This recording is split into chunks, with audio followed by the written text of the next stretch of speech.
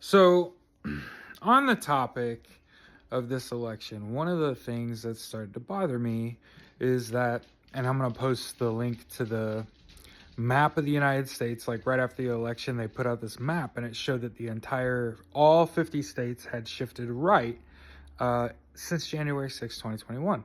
And this is despite the facts that the Democratic Party had like 13 million new members and went into this election with 12 more million registered party members than the Republican Party had.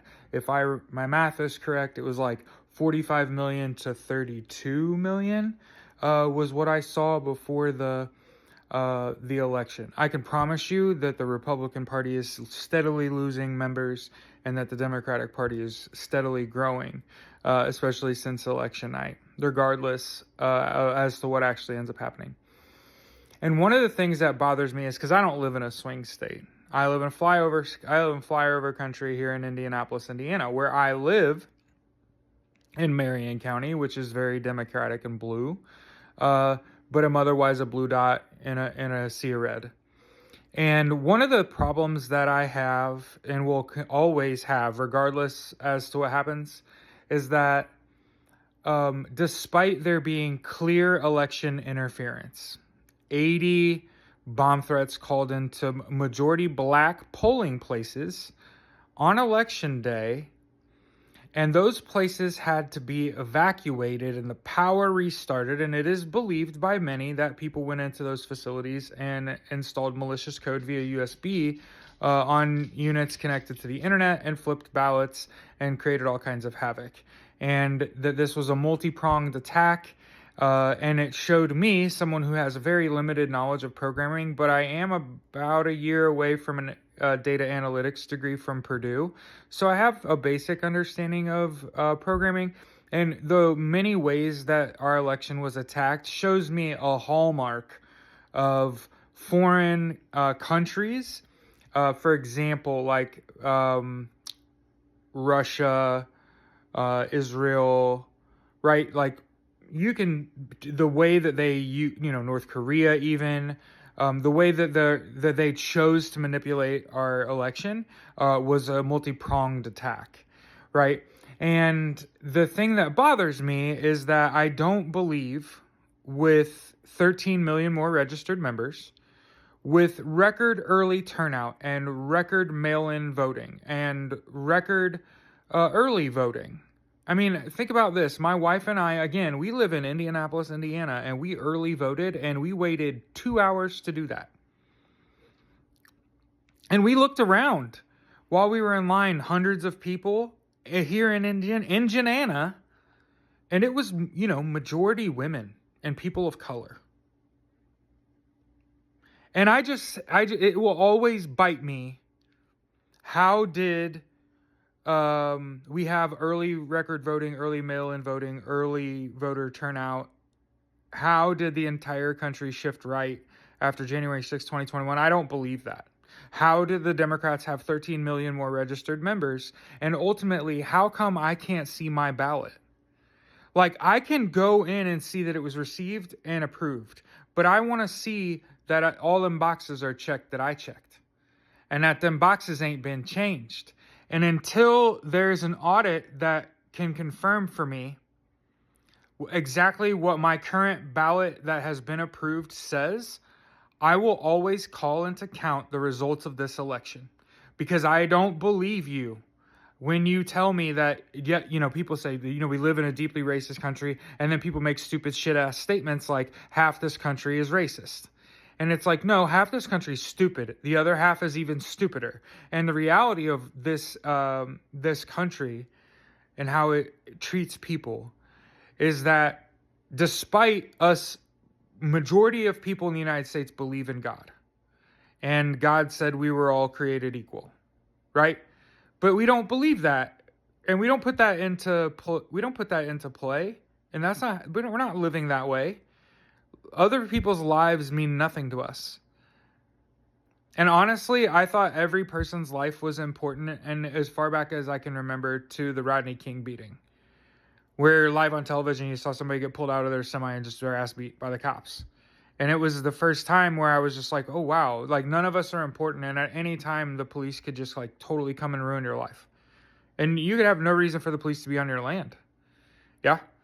And so, like I said, kind of regardless how this election turns out, one of the things that I think we have to do as a people, we have to make it so after you vote, you can see that your vote has been received and approved, and then you should be able to look it over. And I want to make sure that nothing changed, because I am calling into question the results of this election. I want not only a recount, a nationwide recount, but I want an intense internal audit where we audit the election.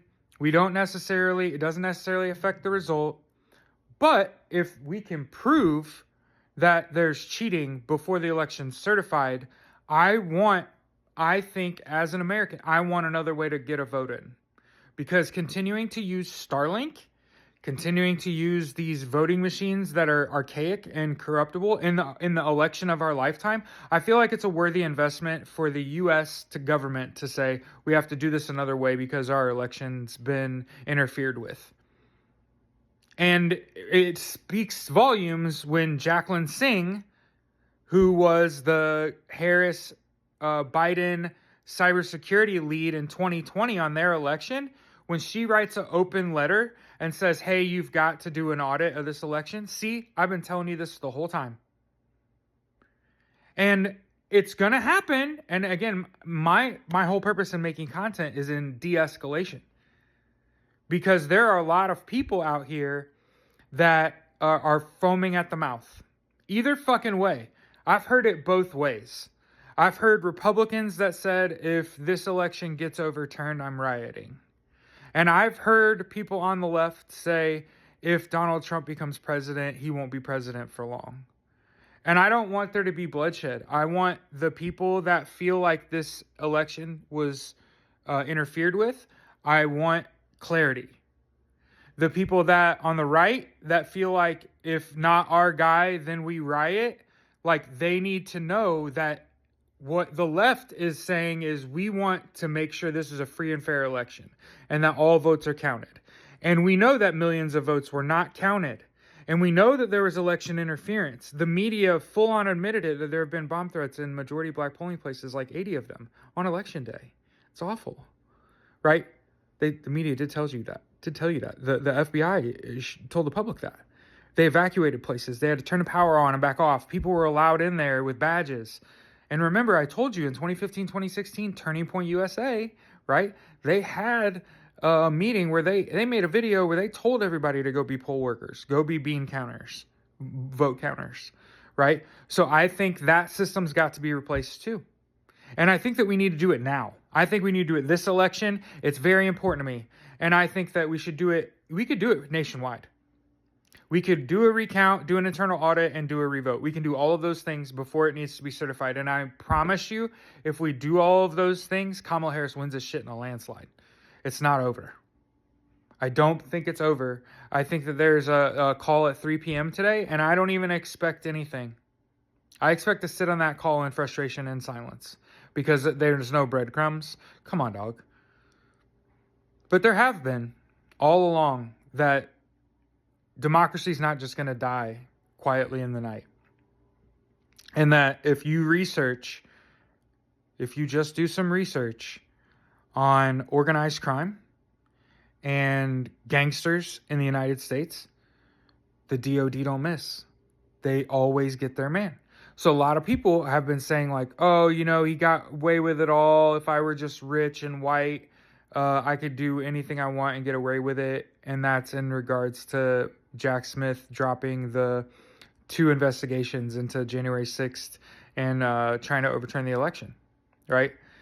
He dropped those without prejudice, which just lets another person open it back up with all you do is apply to open that back up, and he can be sentenced for those things as a civilian.